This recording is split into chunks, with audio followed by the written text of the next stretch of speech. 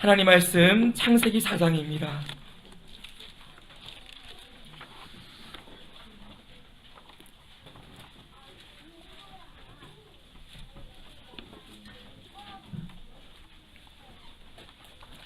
창세기 4장 1절에서 15절까지입니다.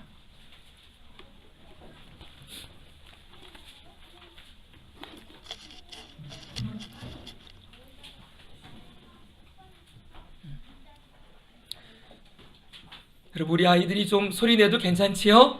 네. 그치요? 여러분, 저는 그렇게 생각합니다. 우리 아이들이 이 자리에 있는 것만으로도 하나님께 같이 예배하는 자리에 있다고 저는 믿습니다. 우리 아이들이 저기 있어도 하나님 말씀이 아이들 속에도 들려지고 또 하나님이 우리 아이들을 만나주시면 되는 거죠. 그쵸, 여러분? 예배는 하나님이 우리를 만나주시고 우리가 하나님 만나는 자리죠? 우리 아이들을 하나님 만나주신다 이렇게 생각하시고 좀 여기 이 자리에 있는 거 우리 축복하면서 같이 그렇게 예배하면 정말 좋겠습니다. 자, 창세기 4장 1절에서 15절 한 절씩 교독하겠습니다. 아담이 그의 아내 하와와 동침하매 하와가 임신하여 가인을 낳고 이르되 내가 여호와로 말미암아 득남하였다 하니라. 그가 또 가인의 아우 아벨을 낳았는데 아벨은 양치는 자였고 가인은 농사하는 자였더라. 세월이 지난 후에 가인은 땅의 소산으로 제물을 삼아 여호와께 드렸고 아벨은 자기도 양의 첫 새끼와 그 기름으로 드렸더니 여호와께서 아벨과 그의 제물은 받으셨으나 가인과 그의 제물은 받지 아니하신지라. 가인이 몹시 분하여 안색이 변하니 여호와께서 가인에게 이르시되 내가 분하여 함은 어찌 됨이며 안색이 변함은 어찌 됨이냐. 내가 선을 행하면 어찌 낯을 들지 못하겠느냐. 선을 행하지 아니하면 죄가 문에 엎드려 있느니라. 죄가 너를 원하나 너는 죄를 다스릴지니라.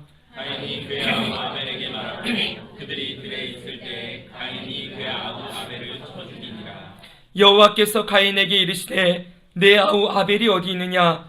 그가 이르되 내가 알지 못하나이다. 내가 내 아우를 지키는 자니이까. 이르시되 내가 무엇을 하였느냐. 내 아우의 핏소리가 땅에서부터 내게 호소하느니라.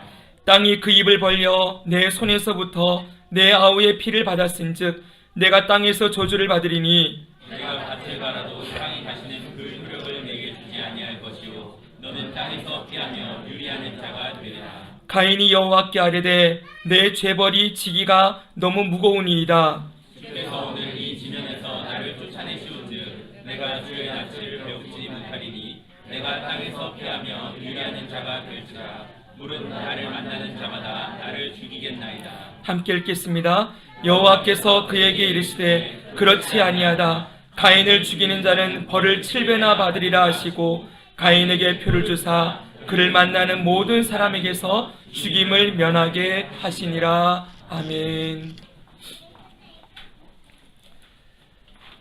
자, 우리는 지난주 2019년도 첫 새 예배를 드리면서 하나님께서 야곱을 향하여 일어나 베델로 올라가라 말씀하시는 그 말씀을 우리가 함께 나누었습니다. 여러분, 야곱이 세겜에 머물러 있을 때 하나님께서는 그를 부르셔서 야곱아, 너가 있어야 될 곳은 이 세겜이 아니라 바로 베델이다. 네가 하나님에게 약속했던, 나에게 약속했던 그 자리로 다시 돌아와 너가 거기서 제단을 쌓고 거기 거주하며 나를 섬기고 살기를 바란다 말씀하시는 것을 우리가 들었지요. 자, 그래서 오늘은 우리가 이 야곱에게 말씀하신 하나님께서 베델로 올라와서 맨 먼저 뭘 하라고 말씀하셨어요? 제단을 쌓아라 말씀하셨지요. 그렇죠, 여러분? 그래서 오늘 이 우리의 삶에서도 하나님 앞에 베델로 하나님 중심의 자리로 우리가 나아가려고 할 때 맨 먼저 우리가 해야 할 일, 바로 제단을 쌓는 것, 예배를 드리는 것, 이것이 중요하다 생각해서 오늘 하나님이 받으시는 예배가 어떤 예배인지, 하나님이 기뻐하시는 예배가 어떤 모습인지를 오늘 말씀을 통해 여러분과 함께 나누고자 합니다. 여러분, 오늘 본문은 아담의 후손이었던 가인과 아벨이 하나님 앞에 예배드리는 모습을 보여주고 있습니다. 우리가 창세기 4장을 읽었는데 앞에 창세기 1장부터 3장은 어떤 내용이지요? 1, 2장은 하나님의 창조에 대해서 나와 있고요. 3장은 에덴 동산에 살던 아담과 하와가 범죄에서 에덴 동산에서 쫓겨난 이야기를 담고 있습니다. 그리고 바로 4장의 문을 딱 여니까 아담과 하와의 후손인 가인과 아벨이 예배하는 이 제사하는 모습을 우리에게 보여주고 있죠. 자, 여러분 한번 생각해 보시기 바랍니다. 에덴 동산에 아담과 하와가 살고 있을 때는 예배가 필요했을까요? 거기서 어떤 의식이나 어떤 형식을 가지고 예배 드리는 일이 있었을까요? 없었겠지요. 네, 예배가 필요 없었어요. 왜요? 예배는 하나님과 우리가 만나는 시간이라고 말씀드렸죠. 에덴 동산에서는 언제든지 하나님 부르기만 하면 하나님이 말씀해 주시고 하나님을 언제든지 만날 수 있었어요. 특별하게 예배 시간이 필요 없었습니다. 모든 시간이 예배였을 거예요. 자, 그런데 죄가 들어온 다음부터 아담과 하와가 선악과를 따먹고 죄를 지은 그 다음부터 이제는 하나님 앞에 나아갈 때에는 그냥 나아갈 수가 없는 거예요. 뭐가 필요합니까? 예배가 필요한 것이죠. 이 예배는 왜 필요합니까? 범죄한 인간이, 죄를 지은 사람이 하나님 앞으로 나아갈 때에는 이제는 그냥 나아갈 수가 없고 예배라는 통로를 통해서만 하나님께 나아갈 수 있다고 가르쳐 주시는 것입니다. 이 예배에는 반드시 필요한 게 있죠. 뭐가 필요해요? 제물이 필요합니다. 이 제물이 왜 필요해요? 이 제물을 통하여서 죄 지은 인간이 이 제물로 말미암아 죄가 가리워지고 이 죄의 대가를 제물로 치르면서 이 죄가 여러분 이 제물이 죄를 가리워주는 그 방법으로 그 예배를 통하여 하나님 앞에 나아갈 수 있게 됨을 가르쳐 주는 것입니다. 여러분 창세기 4장에서 이 가인과 아벨의 이 예배를 기록한 이유는 바로 이것입니다. 범죄함으로 말미암아 하나님과의 관계가 깨어진 이 인간에게 가장 중요하고 가장 처음으로 가장 삶의 중심에 두어야 될 것이 바로 예배라는 것을 가르쳐주고 있는 것이지요. 그래서 3장에 범죄한 인간의 모습을 보여주고 4장에 딱 가인과 아벨의 예배를 하나님께서 보여주시는 거예요. 죄인은 하나님 앞에 나아갈 때 이렇게 예배하며 나아가야 된다. 이걸 가르쳐 주시는 것이지요. 사랑하는 성도 여러분, 오늘 우리는 지금 이 자리에 하나님을 예배하기 위해서 모여 있습니다. 이 예배는 하나님을 믿는 사람들, 그 성도들의 삶의 가장 중요한 중심이지요. 삶의 중심입니다. 성도는 누구입니까? 여러 가지 정의를 둘 수 있겠지만 그 중에 하나는 평생 예배하는 사람들이에요. 성도는 누구예요? 예배하는 사람들. 우리는 이 시간만 예배하는 것이 아니라 우리 죽을 때까지 예배하겠죠. 그렇죠, 여러분? 주님 앞에 설 때까지 이 땅에서 예배 드리며 살게 될 거예요. 많은 사람들이 삶에서 드리는 예배, 삶에서 매일매일 드리는 삶의 예배도 중요하다고 하지만 그러나 특별히 이 자리에 이 시간처럼 우리가 공동체로 모여서 이 예배를 뭐라 부르냐면은 공예배라고 부릅니다. 따라합시다. 공적 예배. 네, 공예배예요. 공적으로 우리가 한 자리에 모여서 예배하는 이 시간은 너무나도 중요한 시간이지요. 지난번에 송구영신 예배를 드릴 때 앞으로 우리가 살아갈 시대는 모이기를 피하는 시대가 될 것이라고 말씀을 드렸습니다. 자꾸만 이 시대가 모여서 예배하는 이 예배를 자꾸만 약화시키고 등한시하는 시대를 우리가 살아가고 있지요. 이제는 굳이 이곳까지 나오지 않아도 인터넷만 켜면은 생중계로 그 유명한 교회, 대형 교회들이 예배를 그냥 집에 소파에 앉아서도 드릴 수 있는 그러한 시대가 되었습니다. 이 시간에 예배 못 드리면 나중에 여러분 기독교 TV 틀면은 또 생중계 녹화해 놓은 것들 보고 예배 드릴 수 있는, 얼마든지 모이지 않아도 예배할 수 있는 그런 시대가 되어져 있지요.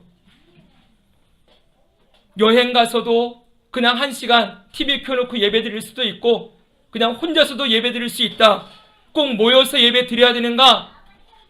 갈수록 이 예배를 가볍게 여기면서 공동체로 모여드리는 이 예배의 시간을 예배를 드려도 되고, 굳이 꼭 모이지 않아도 되고, 이런 시대를 우리가 앞으로 맞이하게 될 거예요. 이건 여러분, 이 시대에 너무나도 큰 아픔입니다. 제가 서울에서 교회를 섬길 때 목동에 있던 교회가 하나 있었습니다.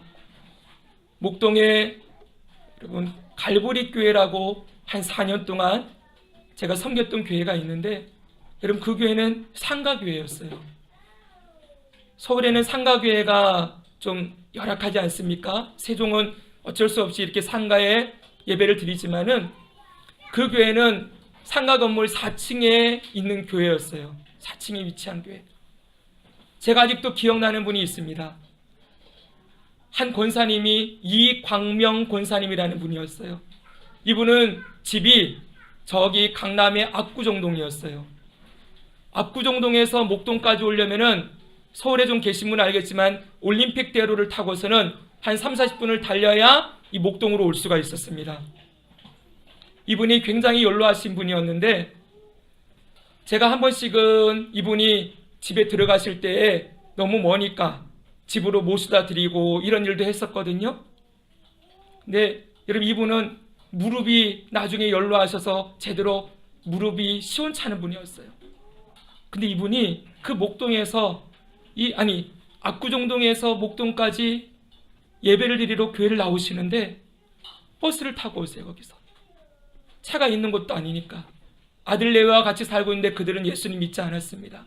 이분이 혼자서 버스를 타고 내려가지고는 상가까지 걸어와서 상가에서 여러분 4층 예배당까지 올라오시는데, 저는 아직도 생생하게 기억합니다. 그분이 무릎으로 걸어오셨어요. 무릎으로 오셨어요. 무릎으로. 다리가 시원찮으시니까 무릎으로 기어서 4층을 올라와서 예배를 드리고, 그분을 제가 어느 날 모시다 드리는데, 여러분 웬걸요, 그 강남에는 고급 빌라들이 있는데 예전에 지은 빌라들은 엘리베이터가 없어요. 그분의 댁이 또 4층이에요. 빌라, 고급 빌라지만 거기를 이분이 기어서 올라가셨어요. 이분이 그렇게 예배를 다니시면서 한 번도 예배를 빠지신 적이 없어요. 권사님 어떻게 오세요? 권사님 맨날 그랬어요. 여기 예배 드리는 게 제 최고의 기쁨이에요. 나중에 연로하셔서 이분이 교회를 못 나오셨어요. 신방을 갔습니다. 그 댁에 갔더니 그 넓은 빌라의 한 방에 이 권사님이 이렇게 지내고 계시는데, 이제는 주님 부르실 때가 가까워서 제대로 거동을 못하는데 앉아서 예배를 드리는데 이분이 눈물을 주룩주룩 흘려요. 저한테 하시는 말씀이, 목사님 저 예배하고 싶어요. 예배당 나가고 싶어요. 예배하고 싶어요. 그 아들 내외가 한번 좀 모시고 왔으면 좋겠는데 그 일을 안 했어요. 너무 안타까웠지요. 그리고 얼마 안 있다가 주님의 부르심을 받으셨거든요. 사랑하는 성도 여러분, 오늘날 집에서 예배 드려도 되고 꼭 예배당 나올 필요 있어. 너무나도 이 모이기를 쉽게 생각하고 모이는 것을, 예배를 가볍게 생각하는 이 시대 가운데, 여러분 하나님은 오늘 가인과 아벨의 예배를 범죄한 인간, 그 인간의 모습을 보여주고 창세기 4장에다가 딱 두신 이유는 뭐예요? 여러분 이 예배가 모든 성도들의 삶의 가장 중심이 되어야 하는 것이고, 여러분 이 예배가 성도들의 삶의 가장 첫자리, 가장 앞자리, 주님 앞에 나오는 것을 가장 귀하게 생각해야 된다는 것을 우리에게 말씀해 주시고 있는 것입니다. 나중에 기회가 된다면 저랑 공부하시면서 왜 공예배가 그렇게 중요한지 이런 것들을 함께 나누기를 원하는데, 여러분, 모이기에 힘쓰며 이 예배의 자리를 회복하며 모여서 함께 예배하는 이 시간을 정말 귀하게 여기는 저와 여러분이 될 수 있기를 간절히 소망합니다. 사랑하는 성도 여러분, 오늘 본문은 이 예배가 성도의 삶에 있어서 가장 중심 자리에 놓여 있어야 됨을 우리에게 가르쳐 줄 뿐만 아니라 또 하나 중요한 사실을 우리들에게 말씀해 주고 있어요. 그건 뭐냐면, 하나님이 받으시는 예배가 있고 받지 않으시는 예배가 있다는 것입니다. 그냥 예배 나와서 드리기만 하면 하나님이 다 받으시지, 뭐 받으시는 예배가 있고 안 받으시는 게 있어, 이렇게 말씀하신다면 여러분은 죄송하지만 성경을 모르는 겁니다. 하나님이 분명히 받으시는 예배 있고 안 받으시는 예배가 있다는 걸 오늘 가인과 아벨의 예배를 통하여 우리에게 분명히 말씀해 주고 있지요. 하나님은 가인이 드리는 예배는 안 받으셨다, 분명히 말씀하십니다. 이 사실은 우리에게 정말 무섭고 두려운 그러한 말씀을 우리에게 주는 것이지요. 이 가인은 하나님이 받지 않으시는 예배를 드림으로 어떻게 됐습니까? 그걸로 끝나지 않았어요. 그 이후에 더 악해지지요. 예배가 잘못되고 나니까 그의 마음이 더 굳어지고 악해져서 동생을 죽입니다. 동생을 죽이고 나서는 여러분, 하나님과 완전히 분리되어 하나님을 떠나서 세상의 길로 가는 것을 우리가 확인할 수 있습니다. 하나님 앞에 바른 예배, 참된 예배, 하나님이 받으시는 예배를 드리는 것은 너무나도 중요한 것이죠. 근데 우리가 생각해야 될 것은, 우리가 참되다, 바른 예배를 드린다, 참된 예배를 드린다 할 때 이 바르다, 참되다는 우리의 기준으로 이해해서는 안 된다는 거죠. 하나님의 눈에 볼 때 바른 예배지요. 하나님의 눈에 보실 때 참된 예배, 하나님이 받으시는 예배가 우리가 드려야 될 예배라는 것을 우리에게 가르쳐 주는 것입니다. 여기서 우리는 중요한 사실을 발견합니다. 예배는 하나님께 드리는 거라는 거예요. 예배는 하나님이 받으셔야 한다는 거예요. 그건 뭐예요? 드려야 된다는 거죠, 여러분. 예배는 보러 오는 것이 아닙니다. 예배는 구경하러 오는 것도 아닙니다, 여러분. 성도들에게 제가 성역 공부를 하면 꼭 물어보는 게 있습니다. 여러분은 예배를 왜 드리십니까? 예배를 무엇 때문에 예배하러 오십니까? 물어요. 성도들의 대답 7, 80%가 공통적으로 하는 말이 은혜 받으려고요. 또 하나는 말씀 드리려고요. 좀 초신자 같은 경우는 마음의 위로와 평안을 얻으려고요. 초점을 보십시오. 전부 뭐에 초점이가 있습니까? 내가 뭔가 받는 것이죠. 그렇죠, 여러분? 내가 받는 것에 초점이 있어요. 근데 여러분, 성경은 예배는 내가 뭘 받고 안 받고에 초점이 있는 것이 아니라 하나님이 내 예배를 받으셨는가 안 받으셨는가, 여기에 초점이 있어야 된다고 말씀하시죠. 다시 말하면 우리가 하나님께 드리는 것, 우리가 하나님께 예배는 드리는 것이고 그분이 우리의 예배를 받으시는 분이라는 것을 분명하게 가르쳐 주고 있어요. 순서가 잘못되면 안 됩니다. 여러분, 이 시간 우리는 예배를 보러 온 게 아니라 예배를 드리러 온 것입니다. 하나님 앞에 예배를 드림으로 하나님이 받으시는 것, 이것이 우리의 예배의 목적이 되어야 한다는 것이지요. 그러면 여러분, 하나님은 어떤 예배를 받으시고 어떤 예배는 받지 않으십니까? 하나님이 받으시는 참된 예배는 무엇일까요?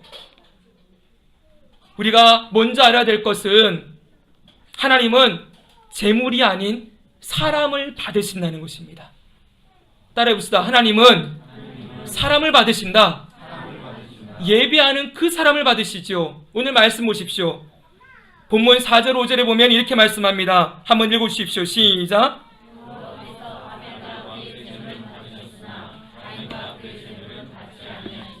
아멘. 여기 보십시오. 하나님께서 아벨과 그의 제물, 그리고 가인과 그의 재물 그랬어요. 재물 앞에 누구를 먼저 거론합니까? 그 사람을 먼저 얘기하죠. 그렇죠, 여러분? 아벨과 그의 재물, 가인과 그의 재물, 뭘 보여주는 거예요? 하나님은 재물이 중요한 게 아니라 먼저 그 재물을 드리는 사람을 중요하게 보신다는 거예요. 그 사람이 드리는 예배를 받으신다는 것이죠. 여러분, 하나님께서는 분명하게 그 재물을 드리는 사람을 받으십니다. 이것은 그 재물을 드리는 그 사람의 태도와 자세와 중심을 받으신다는 것을 말씀하는 것이지요. 그러면 여러분, 재물은 필요가 없습니까? 하나님은 사람만 받으시나요? 아니지요. 사람과 함께 그가 드린 재물도 받으셨지요.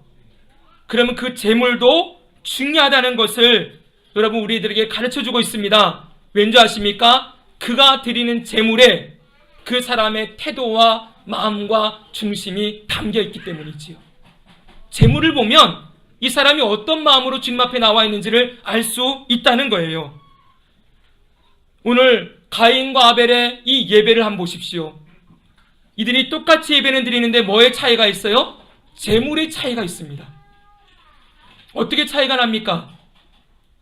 표면적으로는 그렇죠. 가인은 농사하는 사람이었기 때문에 뭘로 드려요? 재물을 곡식으로 드렸습니다.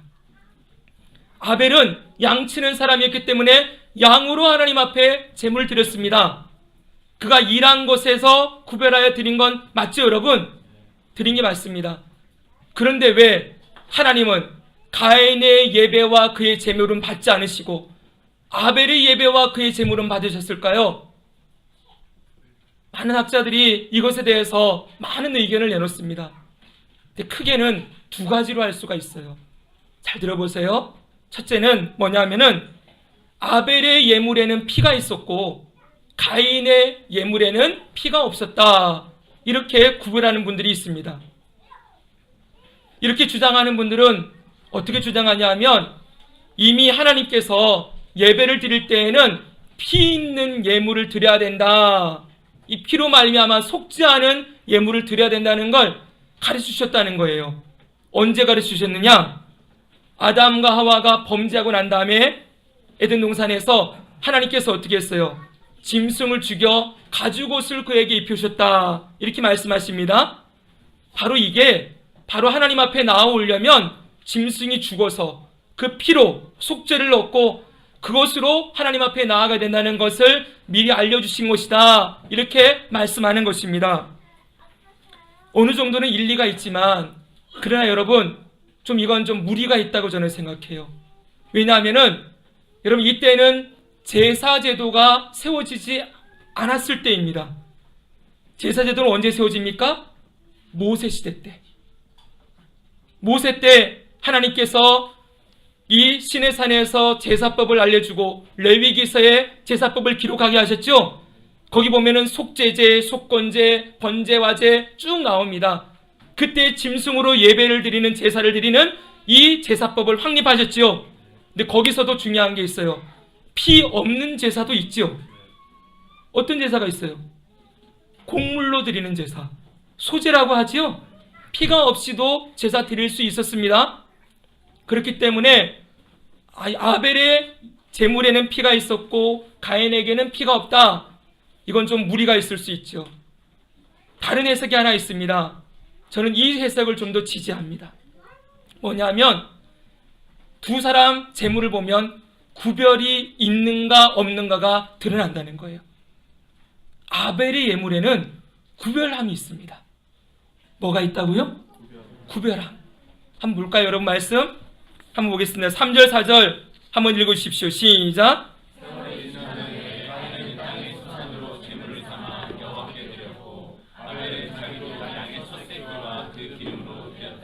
아멘.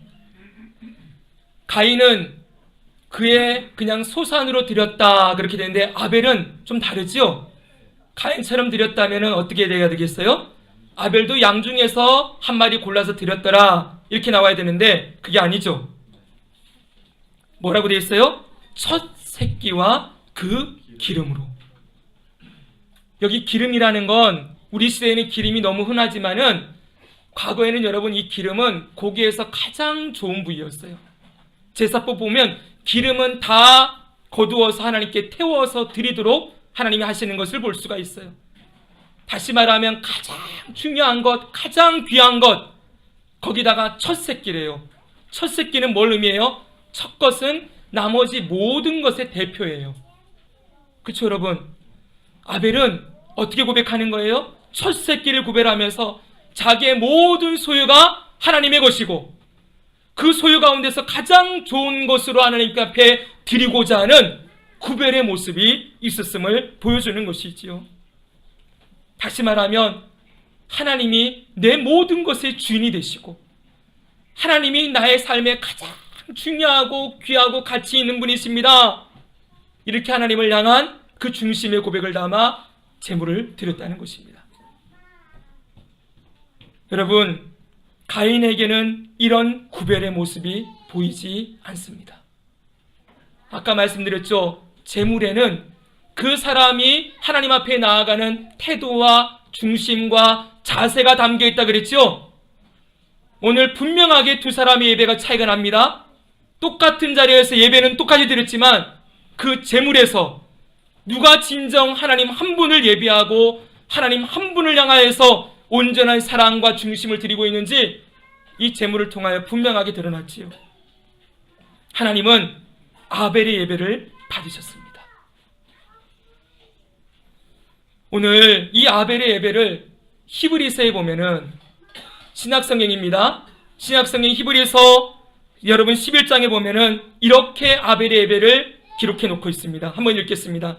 같이 읽습니다. 시작. 믿음으로 아벨은 가인보다 더 나은 제사를 하나님께 드림으로 의로운 자라 하시는 증거를 얻었으니 하나님이 그 예물에 대하여 증언하심이라. 그가 죽었으나 그 믿음으로써 지금도 말하느니라. 아멘. 하나님께서는 아벨의 제사를 어떻게 말씀하세요? 믿음으로 드린 제사였다. 이렇게 평가하고 있습니다. 가인보다 더 나은 제사, 이 제사는 믿음으로 드린 제사라는 거예요. 그러면서 하나님이 보십시오. 그 예물에 대하여 뭐 하신다? 증언하신다.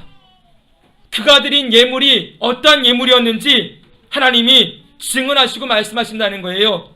이게 무슨 말이에요? 그 예물 가운데 아벨이 하나님을 향한 믿음이 담겨 있었음을 하나님이 증언해 주신다는 거예요. 여러분, 소두에 말씀드렸다시피 제사에는 뭐가 필요해요? 제물이 꼭 필요합니다. 제물이 왜 필요합니까? 범죄한 사람이 하나님 앞에 나아갈 때에는 그냥 나갈 수 없는 거예요.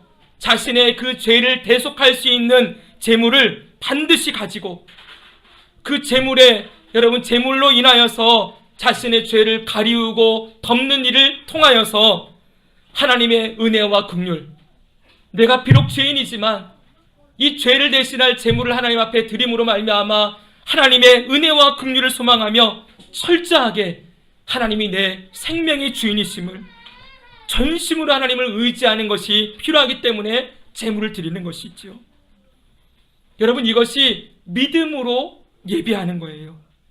믿음은 무엇입니까? 성경이 말하는 믿음은 언제나 동일합니다. 나 자신의 죄인됨을 자각하는 것, 하나님 앞에 내 힘으로는 결코 나아갈 수 없는 죄인임을 고백하고 나 같은 죄인을 용서하시고 여러분 용납하시고 받아들여 주시는 그 하나님 앞에 그 은혜와 긍휼로 나를 구원하시는 하나님 앞에 나아가서 하나님이 내 생명의 주인입니다, 내 삶의 주인이 하나님이십니다, 이걸 고백하는 것, 그게 믿음이지요. 사랑하는 성도 여러분, 다시 가인과 아벨의 예배를 보십시오. 지금 가인의 예배에는 그의 제물에는 하나님의 주인 되심을 고백하며 그분의 은혜와 긍휼을 구하는 모습이 보입니까? 보이지 않습니다. 그냥 자기는 그냥 농사 지어가지고 곡식이 났으니까 그 중에 하나 딱 골라가지고 하나님 앞에 툭, 하나님 받으세요. 근데 받으시라는 얘기도 했는지 모르겠습니다. 제물을 가지고 와야 된다 그러니까 그냥 갖고 왔을 뿐이에요. 그 가운데 하나님의 은혜와 긍휼과 자비를 구하고 나 자신의 죄인됨을 하나님 앞에 용서를 구하며 하나님의 은혜가 없이는 내가 하나님 앞에 설 수 없음을 철저하게 고백하고 자백하는 그러한 믿음의 모습이 보이지 않아요. 아벨은 어떠합니까? 첫 새끼를 구별합니다. 첫 새끼를 구별해서 그것을 잡아서 그 기름을 다 떼어내서 하나님 앞에, 하나님, 내가 내 힘으로는 주님 앞에 나아갈 수 없는 죄인이온데 이 제물을 받으시고 나의 죄를 용서하시고 나의 죄를 가려주시고 하나님의 은혜와 긍휼과 자비로 나를 살려주십시오. 주님이 나를 살려주셔야 내가 살 수 있습니다. 주님 은혜 받기는 내가 소망이 없습니다. 고백하며 주님 앞에 나아가는 이 중심이 그 예물 가운데 담겨 있는 것입니다. 사랑하는 성도 여러분, 오늘 본문은 저와 여러분이 그냥 이 자리에 나와서 처음에 묵도 드리고 그 다음에 일어나서 예수 우리 왕이여 찬양 드리시고 맨 마지막 축도가 딱 끝나는데 이 예배의 시간에 참여했다고 해서 예배를 드렸다라고 말하지 않습니다. 아무리 여러분들이 이 시간에 동참하고 있어도 이 시간 저와 여러분이 하나님을 믿는 믿음이 없는 예배라고 한다면 이 예배는 아무것도 아니지요. 주님 앞에 나올 때 내가 죄인됨을 철저하게 고백하고 이 시간 하나님 앞에 두렵고 떨림으로 나와서 하나님 앞에 나의 중심을 주님께 드려서 하나님의 은혜가 없이는 나아갈 수 없음을 자각하고, 여러분 지금 우리는 제물이 따로 있지 않지요? 이 제물이 그러나 분명히 있습니다. 무엇입니까? 예수 그리스도께서 우리를 위하여 속죄의 제물이 되시고 그분이 피를 흘리신 그 십자가의 보혈을 의지하여서 그 십자가의 보혈이 나의 죄를 덮어주시고 가리시고 깨끗하게 했음을 믿는 그 믿음으로 예수님을 바라보며 하나님 앞에 은혜와 긍휼을 구하는 자리가 바로 이 예배라는 것을 잊지 말아야 된다는 것입니다. 우리는 지금 양의 피를 가지고 와서 예배드리지 않아요. 그러나 예수님의 십자가의 보혈을 의지하여 예배하는 것이지요. 예수님의 십자가의 보혈이 누구에게 필요합니까? 내가 죄인됨을 자각하는 자에게 그 십자가의 보혈이 여러분 정말 생명이고 소망임을 고백하는 일이 일어나지요. 여러분, 우리 모두가 그냥 앉아있는 것이 아니라 내 힘으로는 주님 앞에 나아갈 수 없음을 자백하고 고백하면서 예수님의 십자가의 대속의 은혜를 붙들고 의지하며 나아가는 것, 그것이 바로 믿음으로 드리는 예배요, 우리가 주님 앞에 드려야 될 예배라는 것을 가르쳐주는 것입니다. 우리가 부르는 찬양 가운데 이런 찬양이 있습니다. 한번 가사를 보시겠어요? 제가 불러드릴까 하다가 그럼 정신이 확 드실까봐 제가 부르지 않고 가사로만 읽어드리겠습니다. 주의 보좌로 나아갈 때 어떻게 나가야 할까? 나를 구원한 주의 십자가 그것을 믿으며 가네. 주의 보좌로 나아갈 때 나 여전히 부족하나 나를 품으신 주의 그 사랑 그것을 믿으며 가네. 자격 없는 내 힘이 아닌 오직 예수님의 보혈로, 자격 없는 내 힘이 아닌 오직 예수님의 보혈로, 십자가의 보혈 완전하신 사랑 힘입어 나아갑니다. 십자가의 보혈 완전하신 사랑 힘입어 예배합니다. 아멘이시죠? 십자가의 보혈을 의지하여 그 하나님을 믿는 믿음으로, 예수 그리스도가 내 생명이심을 믿는 믿음으로 하나님 앞에 나아가는 시간이 이 예배의 자리라는 것입니다. 오늘날 많은 사람들이 이 예배를 1시간 때우고 그냥 지나가려고 합니다. 빨리 예배 끝마치고 내가 하고 싶은 일, 그 다음에 스케줄 쫙 잡아놓고서는 이 1시간 빨리 예배 마치고 신속하게 자기가 하고 싶은 일을 하려고 달려갑니다. 예배는 그냥 내가 기독교인이라고 하니까 1시간 이 예배 종교적인 의무도 감당해야 되겠고, 예배 안 드리고 그냥 괜히 찝찝하니까, 그리고 하나님 앞에 해야 될 의무를 감당하지 못한 것처럼 여기니까 예배 1시간 그냥 참여해서 그냥 드리고 내 종교적인 의무를 감당하고 내 양심의 가책도 좀 덜어놓고, 그리고 면죄부 하나 딱 받아서 나 오늘 예배 끝났어, 내 할 일 다 했어, 그러고서는 나머지는 세상 속에 달려나아가 자기의 욕망과 욕심을 채우기에 급급한 모습을 우리는 봅니다. 사랑하는 성도 여러분, 주일은 휴일이 아닙니다. 주일은 휴일이 아닙니다. 물론 하나님 앞에서 안식을 얻고 쉼을 얻는 하루를 분명하게 보내는 것이 있지만, 여러분, 그러나 이 한 시간 딱 예배하고 축도를 끝나고 나면 예배 끝났다 그러면서 달려가서 이 세상에 있는 곳으로 이 주일을 마음껏 즐기며 여러분 내 욕망을 채우려 간다면 이 예배가 도대체 무슨 소용이 있겠습니까? 이 한 시간 예배함으로 여러분이 면죄부를 받고 나 예배했으니까 그리고 돌아가서 이 거룩한 주일 하나님을 기억하는 이 날을 여러분의 삶의 즐거움을 위해 살아간다고 한다면 무슨 소용이 있겠습니까? 제가 여러분들 보고 나가서 그냥 돈 쓰지 말고 외식하지 말고 그냥 그렇게 지내십시오 말씀드리는 게 절대 아닙니다. 가족끼리 식사도 할 수 있고 여러분 쉼도 얻을 수 있고 할 수 있겠지요. 그러나 여러분, 여러분의 중심 가운데 이 주일이 무슨 의미가 있냐는 거예요.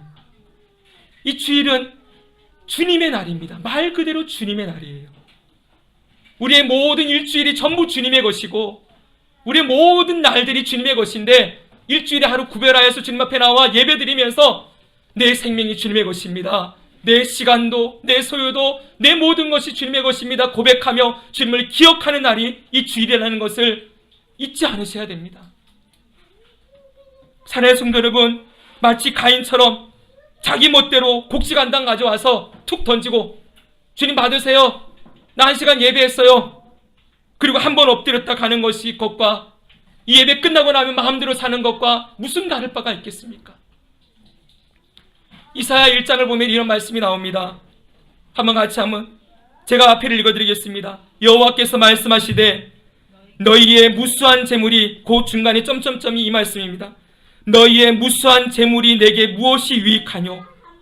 나는 순양의 번제와 살찐 짐승의 기름에 배불렀고 나는 수송아지나 어린 양이나 순염소의 피를 기뻐하지 아니하노라. 하나님이 그 재물 기뻐하지 않는데요.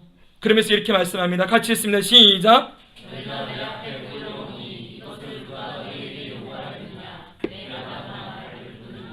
아멘.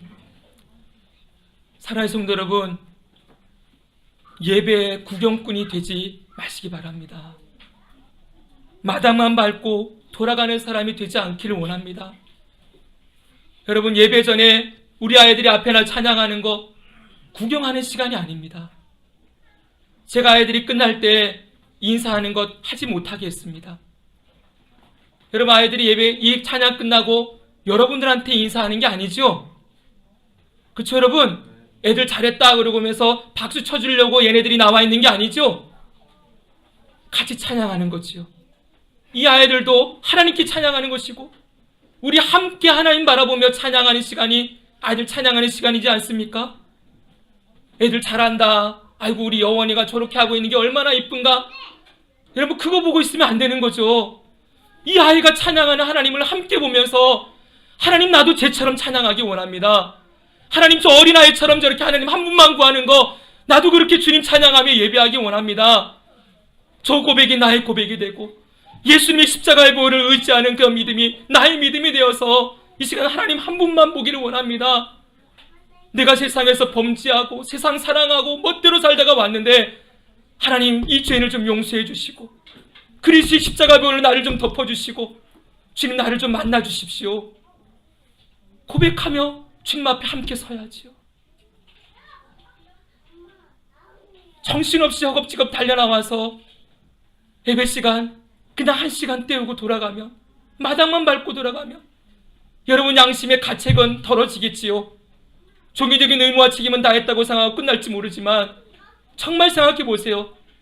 주님이 받으셨는가? 주님이 받으셨는가?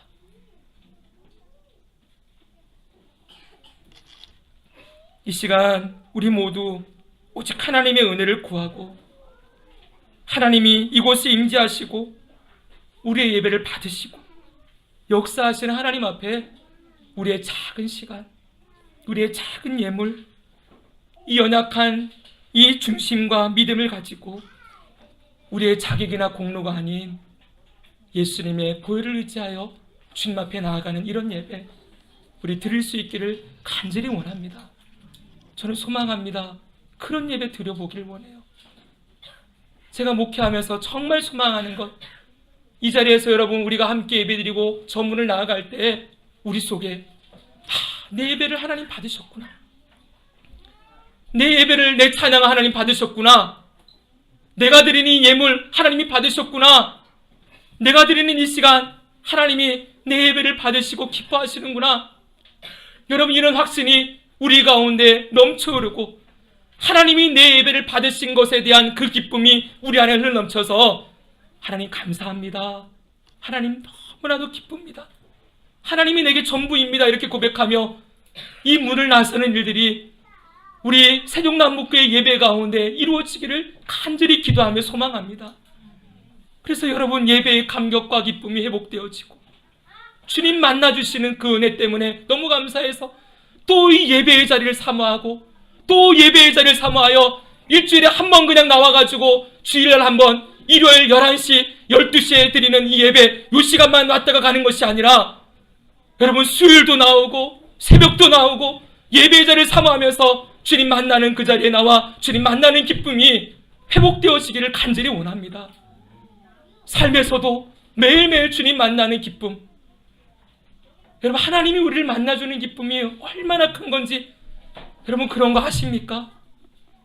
예수님 통하여 우리가 하나님 앞에 나아갈 수 있는 기쁨이 얼마나 큰 건지 여러분 그 감격을 경험해 보셨습니까? 이 예배의 맛을, 이 예배의 기쁨을 우리 모두 회복되어 알게 되기를 간절히 소망합니다. 오늘 말씀의 결론입니다. 여러분 보십시오. 절 보십시오. 아벨은 하나님이 받으시는 예배 한 번 드리고 가인에게 맞아 죽었습니다. 그렇죠, 여러분? 하나님께 예배 한 번 받으시는 예배, 온전한 예배 한 번 드리고 하나님께 가인에게 맞아 죽었어요. 네. 예배 한 번 제대로 드린 결과가 무엇입니까? 죽음입니다. 잘 들어보세요. 그런데 가인은 어떠합니까?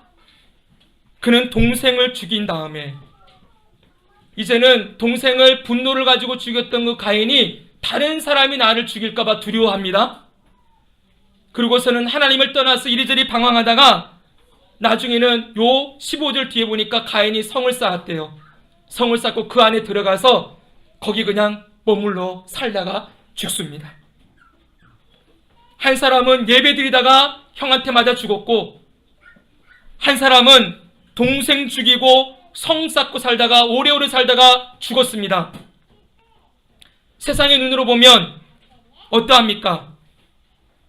아벨의 인생이 훨씬 불쌍한 인생이지요. 그 젊은 날에 예배 한 번 드렸다가 형한테 맞아 죽은 비참한 인생입니다. 그것보다 험한 인생이 없겠지요. 그러나 오늘 성경은 우리에게 뭐라고 말씀합니까? 마지막 말씀을 띄워주세요. 여러분, 히브리서 11장 4절 끝에 보니까 그가 죽었으나 그 믿음으로써 지금도 말하느니라. 성경은 우리에게 이렇게 가르치고 있습니다. 여러분, 무엇을 말하고 있다는 것입니까? 그 아벨이 그의 믿음으로 살아간 그 삶에 대해서 하나님이 증언해 주시고, 그가 지금도 죽었으나 살아서 말하는 사람으로 지금도 살아있다는 것이지요. 지금 뭘 말하고 있는 거예요? 아벨이 예배 한 번 드리고 사람들은 죽었다, 끝났다고 생각하지만 하나님 말씀하세요. 끝나지 않았다. 끝이 아니라는 거예요. 허무하게 살다가 그냥 끝난 인생이 아니라는 것입니다. 그가 믿음으로 하나님을 예배하고 그가 믿음으로 하나님 앞에 살아간 그 삶에 대해서 하나님 분명히 칭찬하시고, 여기 증언한다는 말은 칭찬, 인정이라는 뜻이 있어요. 하나님이 그의 삶을 칭찬하시고 인정하시고 그의 삶을 통하여서 지금도 말하는 거예요. 뭐예요? 믿음으로 예배하는 삶, 믿음으로 하나님 한 분 섬기는 삶이 얼마나 가치 있고 복되고 결국은 그것만이 하나님 앞에 남게 되어지는지를 그가 지금 이 땅을 살아가는 이 아벨 이후로 이 땅의 모든 예배하는 성도들에게 믿음으로 살아서 말하고 있다 말씀하고 있는 것이지요. 세상의 눈으로 보면 맞아 죽은 사람입니다. 근데 거꾸로 돌려보십시오.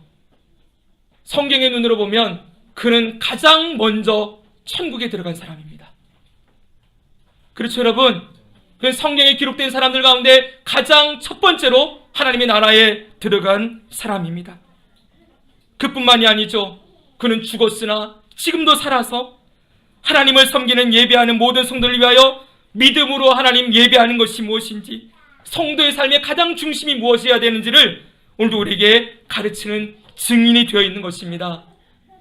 가인을 보십시오. 그는 아벨보다 오래 살았습니다.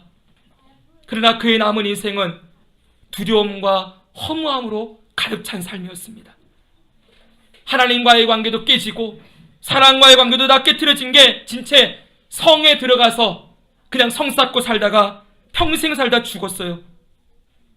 그에게 남은 인생은 어떠한 인생이었을까요? 어떤 시간이었을까요? 회황과 후회와 고통과 두려움과 근심과 공허함에 몸부림치면서 하루하루 그냥 죽기를 기다리는 인생이었지 않았을까요? 사랑하는 성도 여러분, 어떤 인생을 살기 원하십니까? 평생 하나님 한 분을 믿음으로 섬기다가 하나님 한 분 사랑하고 기뻐하는 예배자로 살다가 죽어서도 그 믿음으로 말하는 삶을 살고 싶으십니까? 아니면 이 땅에 오래 살기는 하는데 매일매일 두려움과 방황과 공허함에 매여서 하루하루 그냥 살아가야 되는, 의미도 모르고 목적도 모르고 평생 그냥 내가 왜 이 땅에 존재하는가 이런 것만 구하고 있다가 이 약육강식의 세계 가운데서 맨날 살아남기 위해 몸부림치다가 그러다가 그냥 죽을 때가 되면 죽고 끝나는 인생을 살아가시겠습니까? 오늘 그냥 예배 드리지 마십시오. 이 예배에 우리가 살아가는 모든 믿음의 고백이 여기 다 담겨 있는 것처럼, 내 인생이 여기 달려 있는 것처럼, 내 모든 삶이 여기에 있는 것처럼, 내 최고의 가치가 이 예배의 자리에 있는 것처럼 그렇게 예배하고 그렇게 주님을 기뻐하고 예수 그리스도의 그 십자가의 보혈을 기억하며 주님 바라보는 예배, 그런 예배를 우리 평생 드리며 살아감으로 말미암아 우리의 삶이, 그의 인생 예배들이 다 끝났다 그래도 되겠죠, 여러분? 예배들이 다 끝나는 인생에도 괜찮아요.